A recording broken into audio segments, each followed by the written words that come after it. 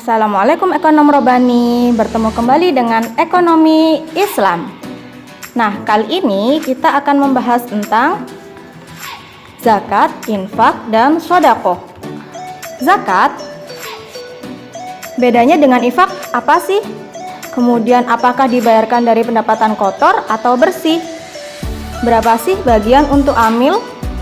Afdolkah jika dibagi sendiri? Apakah harus dibagi habis? Ini akan kita bahas dalam video ini. Selanjutnya, zakat merupakan pengendali. Allah karuniakan kepada manusia cinta wanita, maka dikendalikan oleh hukum menikah.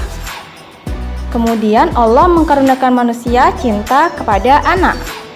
Pengendalinya adalah kaidah bahwa anak adalah amanah, maka harus dijaga. Cinta harta dikendalikan oleh zakat, infak, dan shodaqoh. Lalu nafsu juga dikendalikan oleh puasa. Apa sih zakat itu? Secara bahasa, zakat berarti membersihkan. Secara istilah, zakat adalah kadar harta yang tertentu nisabnya yang dikeluarkan oleh orang tertentu, yaitu muzaki, yang diberikan kepada orang yang berhak menerimanya, yaitu mustahik, pada waktu tertentu dan dengan beberapa syarat tertentu menurut syara. Ada nggak sih landasan hukum zakat? Tentunya ada, yaitu di dalam surat At-Taubah ayat 103. Ambillah zakat dari sebagian harta mereka, dengan zakat itu kamu membersihkan dan mensucikan mereka. Lalu landasan hukum zakat yang lainnya apa? Dari Al-Hadis, Islam itu dibangun atas 5 rukun, yaitu syahadat la ilaha illallah Muhammadar Rasulullah, kemudian menegakkan sholat, membayar zakat, menunaikan ibadah haji, dan shaum di bulan Ramadan. Landasan hukum yang ketiga yaitu ijma. Para ulama salaf, yaitu ulama klasik ataupun ulama kholaf, yaitu kontemporer, sepakat akan wajibnya zakat. Nah, apa sih perbedaan antara zakat, infak, shodaqoh, dan wakaf?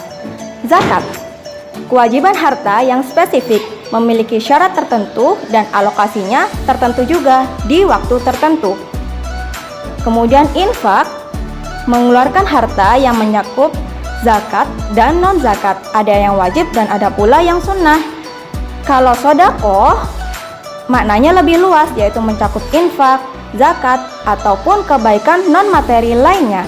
Sedangkan wakaf, yaitu penahanan hak milik atas materi benda untuk tujuan menyedekahkan manfaat. Nah, selanjutnya siapa saja sih muzaki itu atau orang yang wajib mengeluarkan zakat? Yang pertama, haruslah seorang muslim. Selanjutnya, dia harus dewasa. Kemudian harus berakal dan merdeka. Serta dia adalah pemilik harta. Nah, berapa sih nisab zakat itu? Nisab zakat, nisab adalah batas minimal harta yang wajib dizakati. Nisab untuk zakat fitri yaitu dari makanan pokok yang lebih dari kebutuhan keluarga untuk 1 hari 1 malam pada hari raya Idul Fitri, dan zakat yang dikeluarkan adalah 2,5 atau 2,8 kilo. Lalu siapa saja mustahik zakat? Yang pertama, fakir. Kemudian miskin, amilin, mu'alaf, orang yang belum merdeka atau budak, orang yang berhutang atau ghorimin, orang yang berjuang di jalan Allah yaitu fi sabilillah, dan terakhir orang yang menuju jalan Allah atau ibnu sabil. Bagaimanakah syarat harta yang dizakatkan? Haruslah kepemilikan penuh, produktif, telah sampai nisabnya, surplus dari kebutuhan primer, bebas dari hutang, telah berlalu 1 tahun. Lalu apa saja sih jenis zakat itu? Ada zakat fitrah, kemudian ada zakat mal. Nah, zakat mal ini terbagi menjadi 9. Yang pertama, zakat binatang ternak. Kedua, zakat emas dan perak. Ketiga, zakat uang. Keempat, zakat pertanian. Selanjutnya, zakat harta galian ataupun barang tambang. Kemudian ada juga zakat peternakan, zakat perdagangan, zakat investasi, zakat perusahaan, dan zakat profesi.